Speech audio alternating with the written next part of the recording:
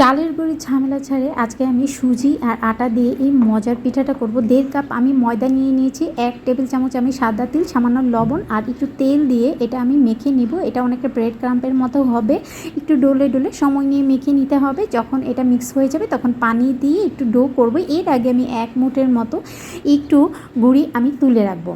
এই যে আপনারা দেখতেই পাচ্ছেন খুব ভালোভাবে মেখে নেওয়া হয়ে গেছে। এখান থেকে কিছুটা আমি সরিয়ে রেখেছি, বাকিটা আমি একটু একটু করে রুম টেম্পারেচারে রাখা পানি দিয়ে আমরা যে রুটি খাই সেরকম একটা ডো আমি পিঠার করে নিয়েছি। অন্যদিকে সামান্য একটু যে আমি তুলে রেখেছিলাম সেটা আমি একটু পানি দিয়ে একটা পাতলা ব্যাটারের মতো করে একটা সাইডে রেখে দেবো। আর ভিতরে পুরের জন্য আমি এখানে 3 টেবিল চামচ আমি সুজি নিয়েছি আর 1 টেবিল চামচ ঘি দিয়ে দিয়েছি, এতে করে পুর ফ্লেভারটা ভালো আসে। 2টা এলাচ দিয়ে দিয়েছি আর হাফ কাপ নারকেল কুচি দিয়ে দিয়েছি।